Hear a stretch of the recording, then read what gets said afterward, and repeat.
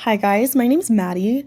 For this assignment, I focused on the film The Sound of Metal, which came out in 2019. It is a fantastic movie. I watched it when it came out. I was thrilled to watch it again. Cannot recommend it more highly. So yeah, definitely watch it if you haven't seen it before.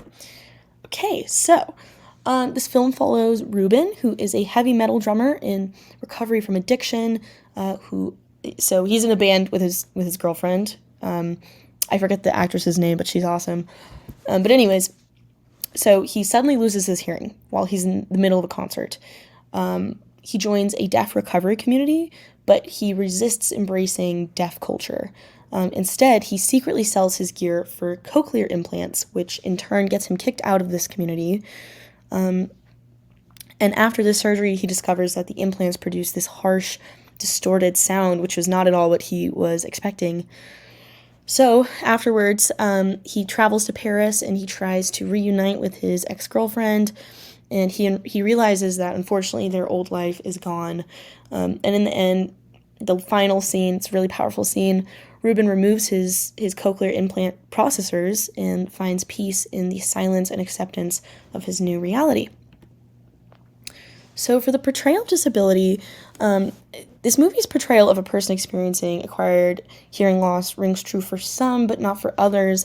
I'm an avid film nerd. If any of y'all have Letterboxd, the app, send me your username. Would love to connect on there. But when this film came out, I saw so many amazing reviews that were praising it for its accuracy of depiction of a person experiencing hearing loss. So I've heard a lot of that, but I also wanted to research this further.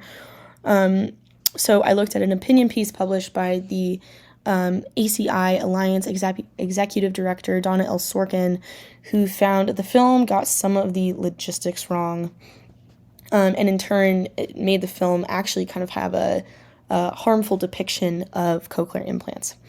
So the film does avoid the trope of implants as a magical fix and conveys it through groundbreaking sound design, which in turn creates a subjective experience of hearing loss as opposed to just observing it from an outside perspective. Additionally, Sorkin notes that the emotional turmoil and fear that Ruben experiences with sudden deafness felt very true and relatable. She also mentions that for some CI recipients, the depiction of the weird new CI hearing on the day of activation is a familiar part of the early process.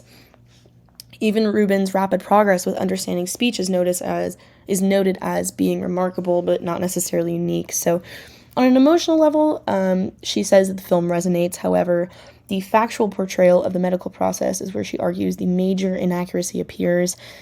She argues that the film exaggerates costs, shows outdated surgery scars, and skips over the thorough counseling and evaluation that CI patients actually receive. So ultimately, Sorkin argues that these missteps unfairly cast implants in a negative light. The film directly confronts the predominant psychosocial stigma that disability is a defect needing a cure. So Ruben initially embodies the cultural assumption that disability is a tragedy, as Block states, that some view disability as a sickness or something to be fixed or an abnormality to be corrected or cured. So Ruben's desperate. He has this desperate pursuit of the cochlear implant, and it's driven entirely by this belief. So he sees his hearing loss as a failure that must be reversed to essentially reclaim his life. The film's plot initially follows the narrative structure identified by Hayes and Black, which typically functions to, unfortunately, situate disability into a network of paternalistic power relations that confines those with disabilities and articulates confinement as a social obligation. So to just quickly run through this structure that they have determined. So the first one being confinement. So Ruben is immediately confined by his hearing loss. He's cut off from his music, his relationships, and his identity. Second one is hope for rehabilitation. So the implants represent the singular hope for a cure that will allow him to escape this confinement and achieve an individualistic independence. The third is denial of rehabilitation. So this comes in the powerful scene where Ruben goes and lives essentially with his ex-girlfriend and her dad for a few days in Paris, and she's performing a song, and essentially the implants fail to deliver this cure that he was hoping for. So she's singing this song, and it's creating this kind of painful sensory prison for him. It's really loud, it's really grating. This is the moment that his impossible quest for a fix fails.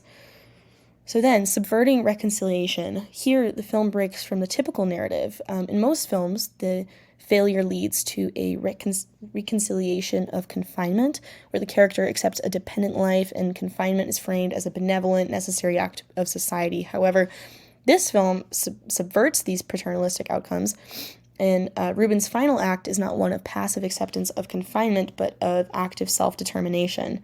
So by removing his processors, he rejects the hearing world's failed fix and chooses to define his own peace.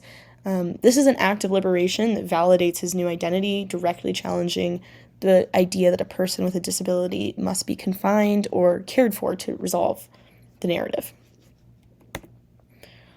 So the film's immersive approach has a profound effect on viewers and challenges how disability is typically consumed in media.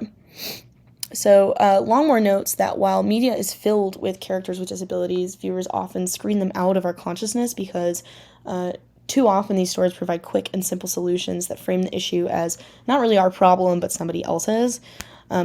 Instead, in this film, the sound design forces viewers who can hear into Reuben's sensory experience. At the party in Paris, the overwhelming and painful soundscape is not just Reuben's problem, it becomes the audience's problem. So we're not allowed to observe his struggle from a safe distance, we are placed directly within it. And I would argue that this builds genuine empathy over pity. So reactions from viewers. So for individuals without disabilities, I think that this film can dismantle the simplistic idea that technology offers an easy fix, or that there's something that needs to be fixed at all. For individuals with disabilities, I think it validates the experience by showing deaf culture as a vibrant, complete world, not as this silent, lesser experience. And it also gives voice to the internal and community-wide conflict between seeking technological intervention and embracing an identity as a person who is deaf. The bigger implications is that this film powerfully advocates for the social model of disability, so suggesting that the greatest barrier that Reuben faces here is not his ears or his ability to hear, but his struggle to accept a new identity and way of being in the world. So my learning experience. My initial assumption when I first saw this movie was that the film's happy ending would be the successful activation of the cochlear implant. I viewed this story through the lens that Block describes. The goal was to fix the quotation mark sickness, and the film completely upended this expectation by showing that the attempted cure was in its own way a source of suffering, and that true peace comes from acceptance. I learned to appreciate the critical distinction between curing an impairment and healing a person.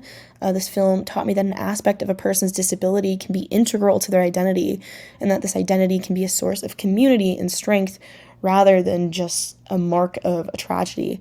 It highlighted that the desire to normalize someone can actually be a form of erasure. So as a teacher, I want to strive to create a classroom that celebrates different ways of being, learning, and communicating. My goal is not to make every student conform to a single normal standard. I want to be intentional about never coming across as fixing a student, but providing tools and the environment to a student with a disability that they would need to succeed on their own terms. Additionally, I think I could also use films like this to facilitate discussions with students about stereotypes, empathy, and the difference between pity and understanding. It's a tool to teach them how to question the narratives they consume and to encourage critical thinking.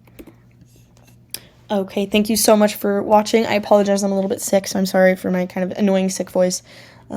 Here are my sources, and if anybody is on Letterboxd, please let me know. Would love to connect on there.